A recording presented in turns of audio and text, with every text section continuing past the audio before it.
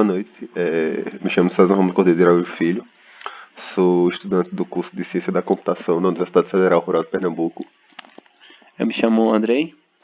E agora a gente vai apresentar alguns conceitos da disciplina de reconhecimento de padrões, que é a parte de avaliação e comparação de classificadores.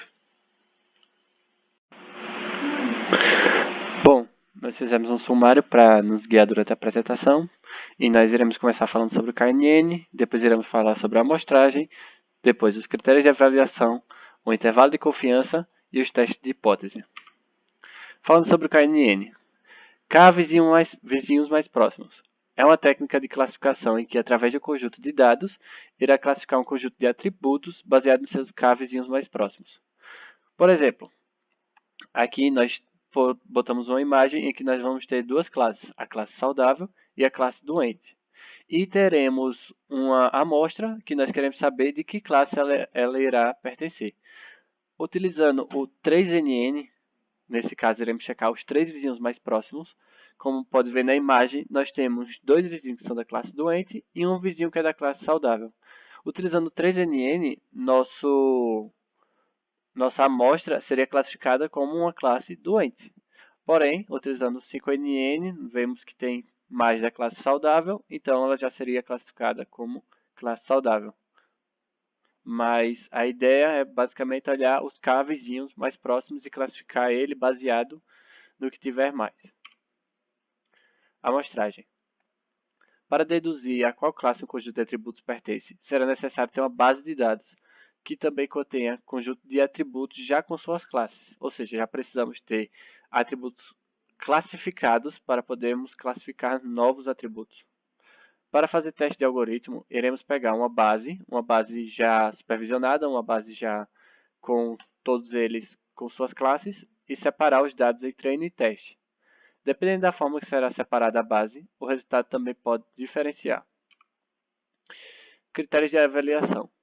Para avaliar o desempenho do classificador, existem alguns critérios de avaliação, sendo eles acurácia, taxa de acerto, taxa de sucesso, taxa de erro, precisão e etc.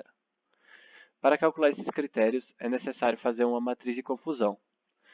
Na matriz de confusão, teremos o valor verdadeiro e o valor previsto. E iremos fazer os verdadeiros positivos e os falsos negativos, os falsos positivos e os verdadeiros negativos. Aqui nós colocamos algumas fórmulas de como são feitas a acurácia, por exemplo, em que iremos pegar o verdadeiro positivo mais o verdadeiro negativo sobre o positivo mais o negativo. Intervalo de confiança. Para comparar classificadores, será necessário um intervalo de confiança. Para esse cálculo, iremos utilizar a média de acertos de desvio padrão. Então, após a classificação, iremos calcular o de todos os dados, fazendo uma média, como mostra na fórmula, e depois fazendo o desvio padrão. Para calcular o intervalo de confiança, será necessário utilizar um nível de confiança. Normalmente se utiliza 95% de nível de confiança. Intervalo de confiança. 95% de nível de confiança equivale a 1,96 no cálculo do intervalo. E para calcular esse intervalo, a gente tem a seguinte fórmula. Vai ser a média de x menos 1,96 vezes o desvio padrão até a média de x mais 1,96 vezes o desvio padrão. Para, de fato, a gente poder analisar os classificadores e saber qual vai ser melhor em determinada situação, a gente utiliza os testes de hipótese. Nós damos uma hipótese, H0 e H1, onde a hipótese nula, H0, é o que queremos testar, e a outra hipótese, H1, caso não dê a hipótese nula. Se não for possível chegar na hipótese nula, assumimos que ambos os classificadores apresentam a taxa de acerto equivalente. Vamos ver mais na prática agora como funciona isso. Existe o teste de sobreposição de intervalos, que é onde a gente calcula o intervalo de confiança para o erro de cada classificador. Se não existir sobreposição entre os intervalos de confiança, rejeita-se H0, isto é, os classificadores não têm o mesmo erro. Ele facilita a comparação entre vários classificadores e é conservador, é mais difícil de rejeitar H0. os dados devem seguir uma distribuição normal e o tamanho da amostra precisa ser grande. Aqui está um exemplo para a gente entender melhor. Existe as médias E e D dos classificadores, pode ser as acurácias, isso aí.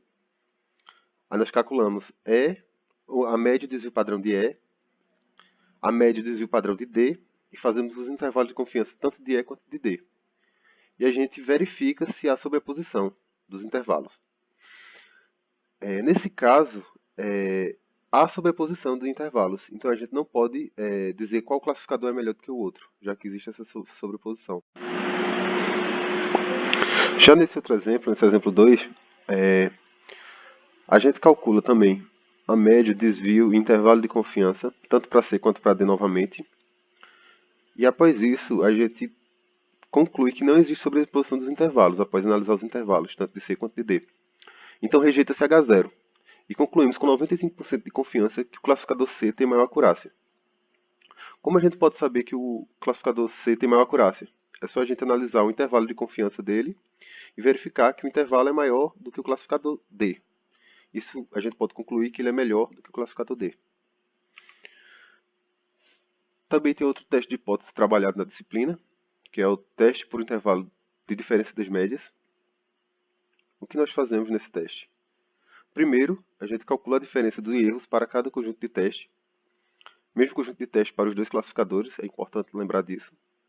Calcula-se o intervalo de confiança, e se o zero está fora do intervalo, rejeita-se H0, isto é, os classificadores não têm o mesmo erro. Os dados devem seguir uma distribuição normal e o tamanho precisa ser grande. É equivalente a calcular a estatística Z, x sobre S e verificar se o valor absoluto é menor que 1,96. Aqui está um exemplo para esse teste de hipótese.